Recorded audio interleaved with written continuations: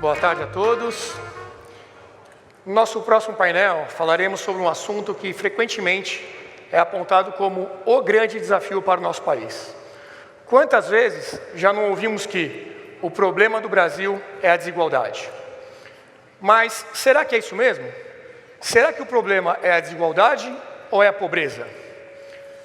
Há muitos países em que a desigualdade é relativamente baixa. O problema é que neles todos são igualmente pobres. Além disso, sempre que se tenta alcançar uma igualdade forçada, as pessoas perdem a liberdade. Como se vê, esse assunto levanta muitas dúvidas. Será que a igualdade só é possível na pobreza e na falta de liberdade? Devemos então aceitar um certo nível de desigualdade, desde que as pessoas tenham um nível mínimo de padrão de vida e sejam livres? Ou será que é possível construir uma sociedade ao mesmo tempo livre, próspera e igualitária? Segundo o pensamento liberal, as pessoas devem ser livres para buscar a sua própria felicidade, como nos ensinaram os pais fundadores dos Estados Unidos. Há quem diga, por outro lado, que isso cria um favorecimento para a concentração de renda e que isso deve ser evitado. Para debater sobre esse assunto, convido ao palco o Diogo Costa, que é CEO do Índigo, Instituto de Inovação e Governança do Livres PSL, o Rayan Santos, que é escritor e autor do blog Mundo Rayan, o Leandro Narlock, escritor dos Guias Politicamente Incorretos, que venderam mais de 800 mil cópias, e para a mediação, Wagner Lenhardt, que é advogado e ex-diretor do Instituto de Estudos Empresariais e membro honorário do IFL.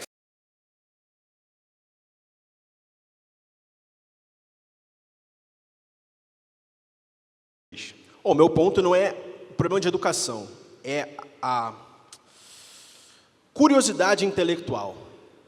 Não é educação o problema, os professores são mal pagos. É a curiosidade do povo mesmo, e isso tem a ver com aquela lei das 5 pessoas.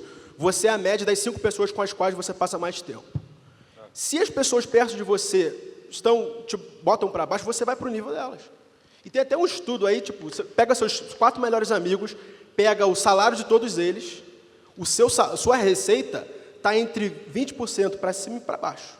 Então, é uma questão mais de curiosidade intelectual. E só para complementar o ponto dele, e tem a ver com esse grande evento aqui, que a gente está aqui para chicotear o governo, a culpa do governo. Tudo bem, é culpa do governo, eu concordo. Mas eu vou um pouco além, a culpa é da taxa de juros. O maior vilão desse país chama-se taxa de juros. Por quê? Para a desigualdade. Vamos lá.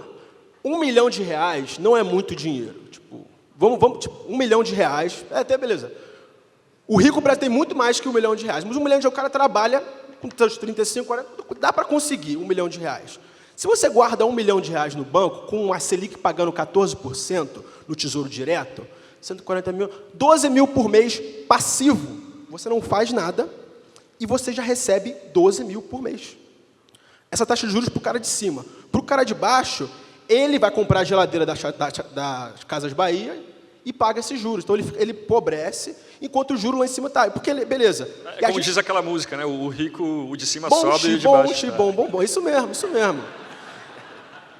Aí, o que acontece? O de cima sobe e o de baixo desce.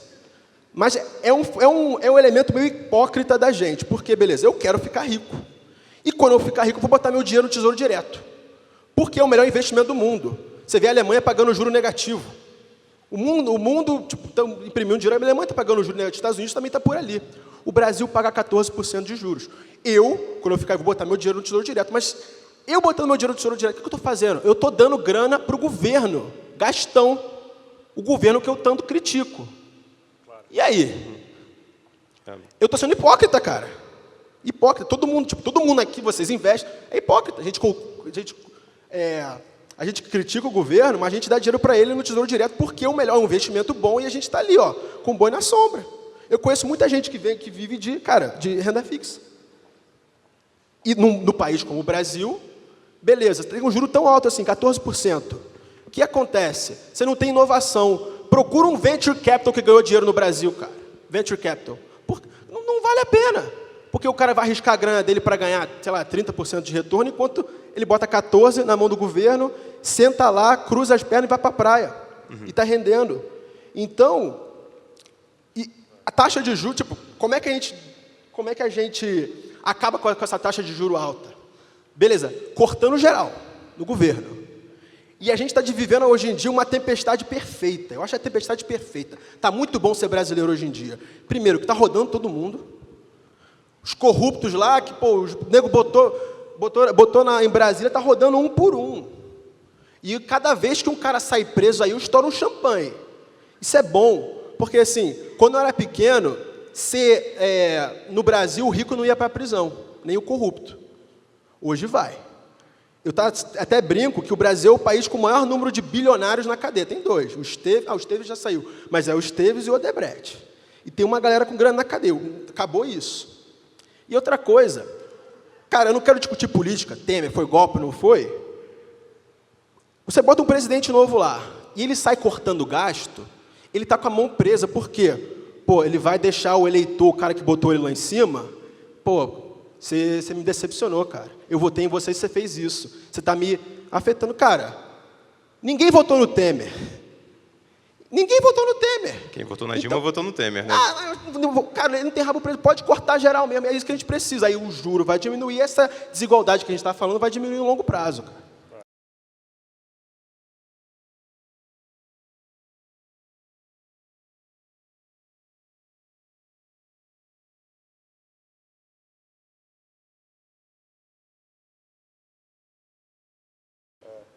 Tem uma frase do Grant Cardone, que é um influenciador digital americano, o cara tem avião e tudo, ele fala o seguinte: você quer ganhar $1 milhão?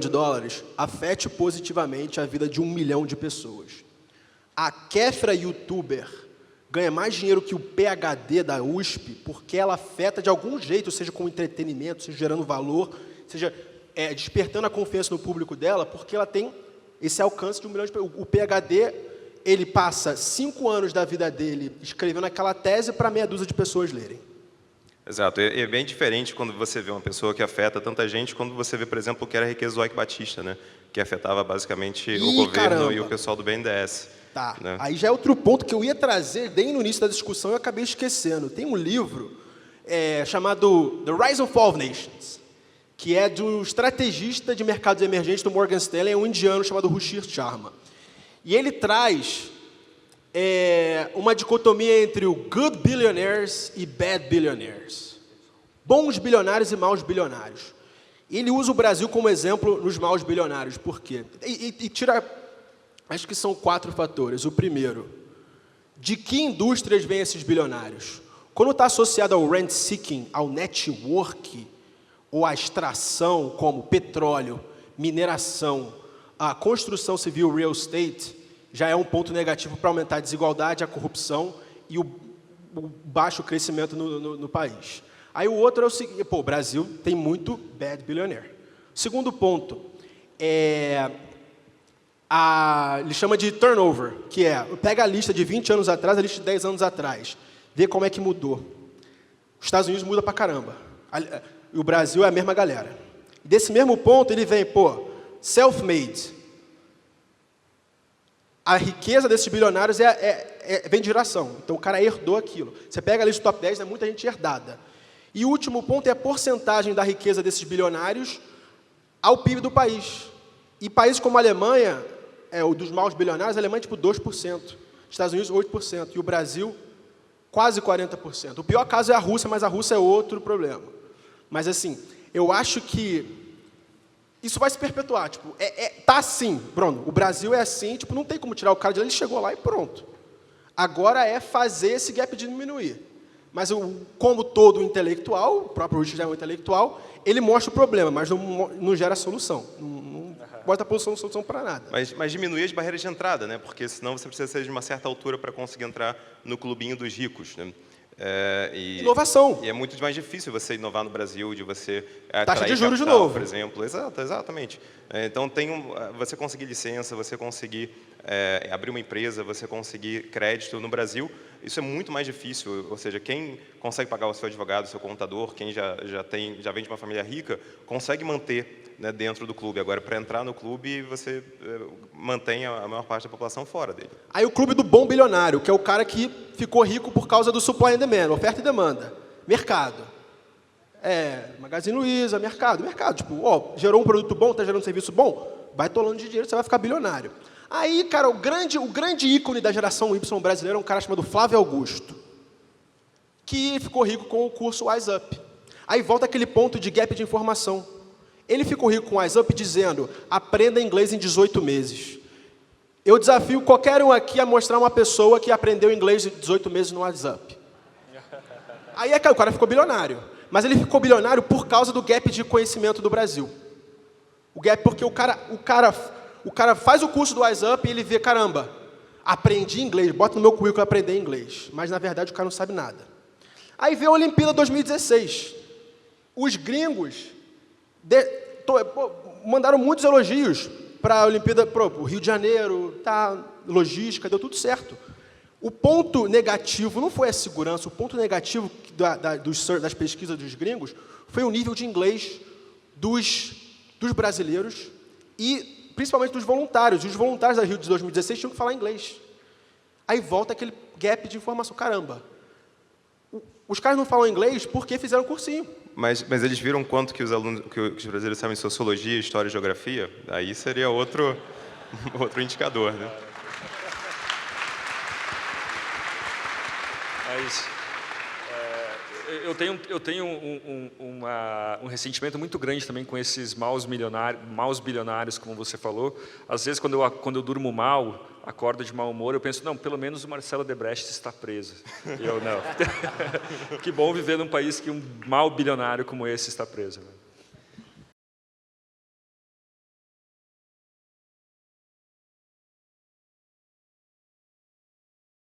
Interessante também. Até tu fosse jogador de futebol americano e nos Estados Unidos é um ambiente altamente competitivo, onde a meritocracia é extremamente importante. Como é que tu faz essa relação da meritocracia com essas questões da pobreza, da desigualdade, especialmente com a desigualdade, né? Essa questão dos Estados Unidos vem de... Vamos voltar, eu nasci em 1990. Quando eu era pequeno, eu ligava a televisão e eu não encontrava negros de destaque.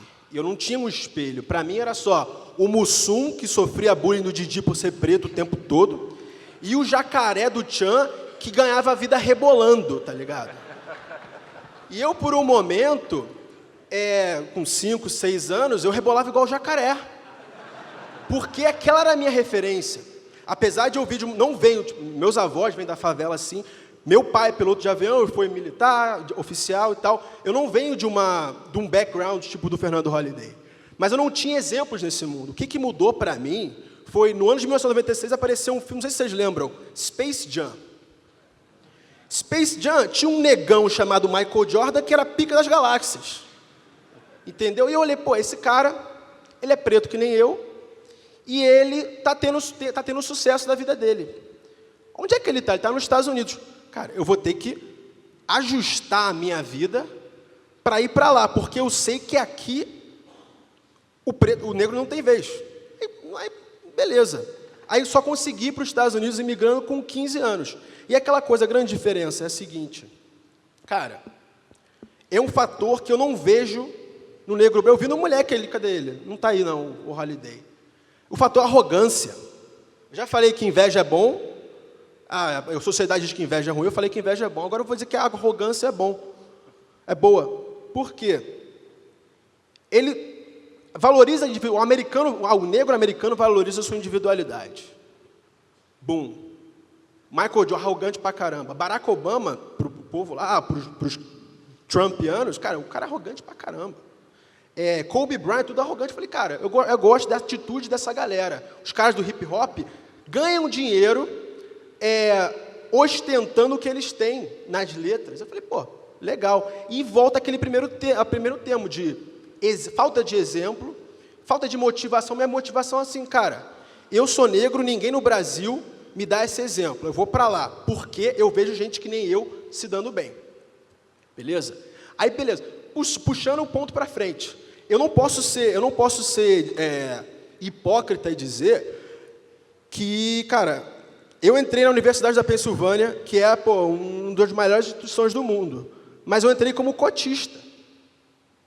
Eu, no programa lá de honra, eu era o único negro do negócio. Aí é aquela coisa, eu não posso me fazer de coitadinho porque eu sou negro. Aí, o grande ponto para mim é o seguinte, cara, eu vou usar isso aqui como uma carta na manga. E tem muito... o que falta assim, da galera... Tipo, eu apanho de movimentos negros na internet o tempo todo. Os caras fazem bullying comigo. Por causa de, cara, tem que ter essa carta na manga. Você tem que usar a sua raça como, cara, uma motivação a mais. Aquela coisa que o próprio Mano Brown, do Racionais MCs, que é comunista, mas ele tem uma frase legal. Pô, olha só. Você já começou... Eu vou parafrasear, não é assim, mas você já começou a vida na desvantagem por ser negro. Agora você vai ser 2 vezes melhor. Você vai ser 2 vezes melhor. Então, beleza, os negros americanos têm só 18% da população lá. Aqui, cara, a gente é quase 50%, se contar os pardos e tal. Como é que eles conseguiram ter Oprah de bilionário, um presidente negro num lugar assim? Por causa do fator arrogância, porque eles têm individualismo e eles não se vitimizam. Agora está começando o Black Lives Matter, mas quando eu fui há 10 anos atrás, cara, a gente está aqui, a gente vai botar para ferrar, isso aí.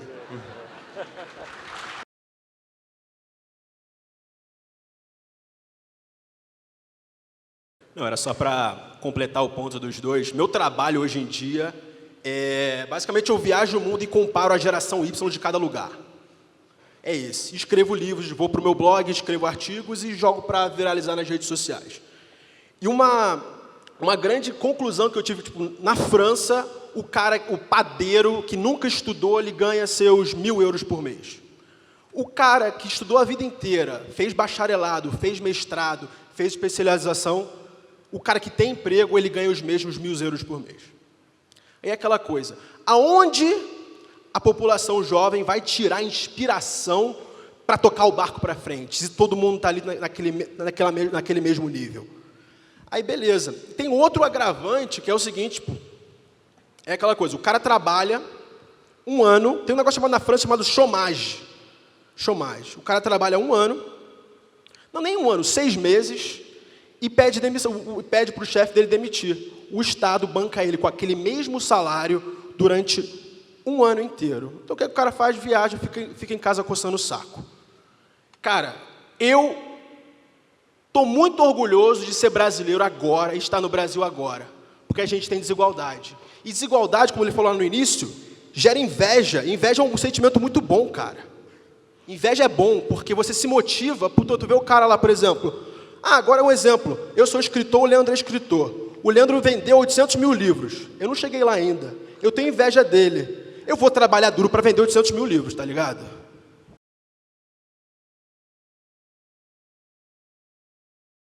Os pobres precisam se conectar também. A independência dos pobres, para que eles passem a ser dependentes do governo, dependentes de um partido, né, dependentes de uma certa mentalidade, é a maior conexão dos pobres com o mercado, com o sistema de criação de riquezas, para que eles sejam ativos, né, e não apenas passivos nessa equação de uma sociedade.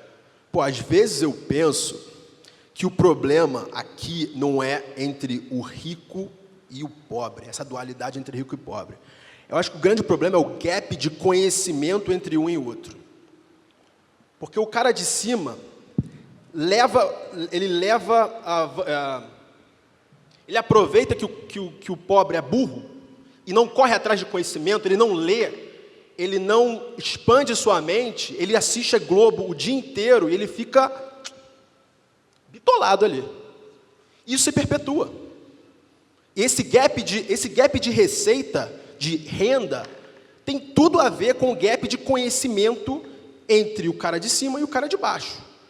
E a grande solução, pelo menos na minha, no meu ver, é fechar esse gap. Como é que a gente fecha esse gap? Aí,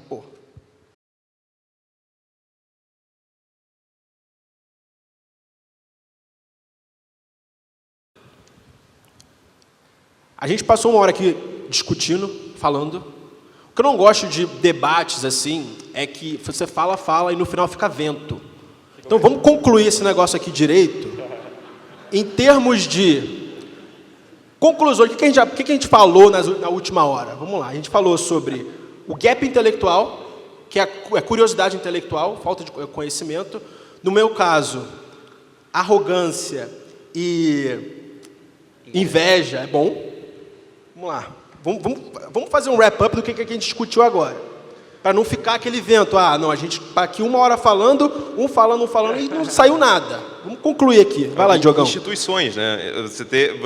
O governo parar de atrapalhar, o governo ter instituições que sejam baratas, ou seja, empreender tem que ser barato, trabalhar tem que ser barato. Enquanto isso for custoso, só vai conseguir empregar e conseguir empreender quem tem a grana para assumir esse custo. Então, esse custo tem que diminuir. O que mais a gente falou aqui? Acho que o grande assunto é que a desigualdade não é tão importante quanto a miséria, né? Acho que pobreza absoluta e desigualdade relativa. O que mais? Não, me parece que... Oi? Não, a gente está 1 hora aqui falando. Tem que sair daqui com uma conclusão, caramba. Boa. Não, é sério, tipo, não, porque, claro, assim, claro. Eu vou, tipo, é uma crítica construtiva a eventos como até palestras, assim, tipo, você fala e assim, a gente é, intelectual, tá? Tem as ideias.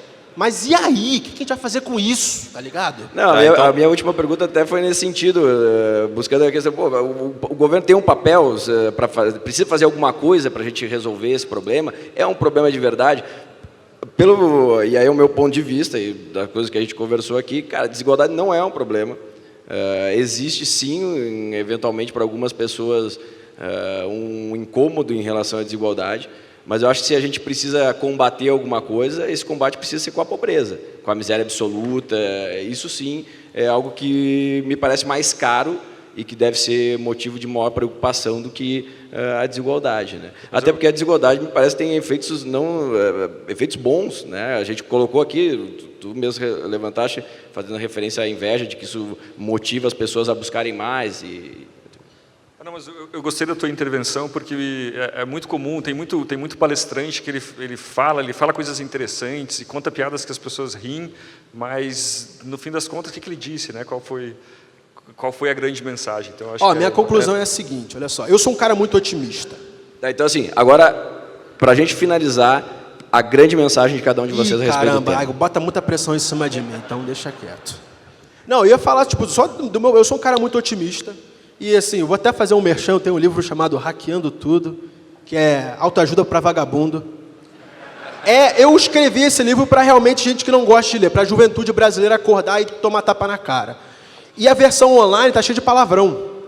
Porque a pessoa ela tem uma aversão a livros, porque ela cresceu lendo Dom Casmurro, Machado de Assis, que não tem nada a ver com a realidade dela. Então eu boto o livro na frente da pessoa e ela, igual você, o que é politicamente correto é uma linguagem totalmente informal. Totalmente aberta ao público. Beleza. Voltando ao assunto do meu livro, cara, uma das principais conclusões é um negócio chamado Diário de Gratidão. Porque nós seres humanos, temos a tendência em reclamar de tudo. Reclamar da vida. Aí esse hack do Hackeando Tudo é o seguinte, pega um caderninho, escreve 5 coisas pelas quais você é grato hoje. Eu sou um cara otimista porque eu estou no Brasil, como eu falei antes. É a tempestade perfeita. Porque o nosso maior inimigo é a taxa de juros. E o governo está cortando. E a corrupção está cortando. E a falta de ambição da juventude. Isso aí vai começar, está cortando. Então, comparado aos países... Cara, essa semana passada eu estava na Bósnia, no Kosovo. E lá aquela coisa da igualdade da França, mas assim, ao invés de ganhar 1.000 euros, o cara ganha 250. 250 o padeiro, 250 o cara do mestrado. E as pessoas não têm aquela ambição de sair dali, porque... foram afetadas pelos pais que cresceram durante o comunismo de Tito. E, por incrível que pareça, 98% das pessoas que eu conversei por lá são nostálgicas ao comunismo. A gente não tem esse problema, porque o futuro é muito melhor que o presente, muito melhor que o passado foi. Então, eu tô muito otimista com o Brasil. As instituições estão mudando. Tem um evento desse tamanho para discutir essas coisas. E outra coisa, cara, gratidão, porque a gente é uma potência econômica grande pra caramba, cara. Não é uma Sérvia que tem 5 milhões, uma Bósnia que tem 3 milhões. Cara, a gente tem um mercado consumidor de 200 milhões e tem a maior fronteira agrícola do mundo e o nosso yield de agricultura é mais alto que qualquer outro país, fora os Estados Unidos e tal. Mas a gente é muito produtivo, a gente tem comida. O mundo vai faltar comida, a gente tem água e comida, cara. Então, a minha grande conclusão, cara, é parar um pouquinho, parar de reclamar, porque, cara, tá bom pra caramba ser brasileiro. Hoje em dia, ano passado não, mas hoje em dia tá bom pra caramba ser brasileiro.